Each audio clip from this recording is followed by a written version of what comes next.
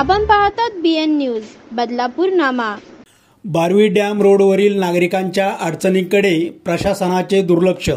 Barvi dam road सोनवलीच्या पुढे श्री आई माताजी मंदिराच्या समोरचा रस्ता बंद केला। अर्धवट बंद करून बाह्य वळण दिल्याने वाहनधारकांना मोठा त्रास सहन करावा लागत आहे।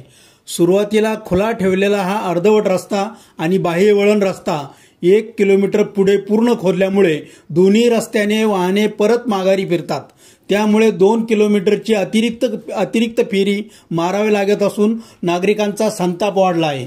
सर्वात गंभीर बाब म्हणजे काम सुरू आहे, रस्ता बंद आहे असे दर्शवणारा कुठलाही फलक, दिशाबाण किंवा इशारा येथे लावलेला नाही। जंगल परिसर असल्याने रात्री अपघात व अनुचित घटना घडण्याचा धोका अधिक वाढला आहे। इथून पोलीस स्टेशन 4 किलोमीटर, 5 किलोमीटर तर बदलापूर स्टेशन 15 किलोमीटर अशा सोयी सुविधा कोणत्याही इथे जवळपास नसल्यामुळे भीतीचे मोठे वातावरण भयान स्वरूप झालेले आहे। MIDC कडून विचारणा केली असता हा रस्ता PWD कडे वर्ग झाल्याचे समजते। मात्र PWD ने जनतेच्या अडचणींकडे केलेले दुर्लक्ष हे संतापजनक आहे।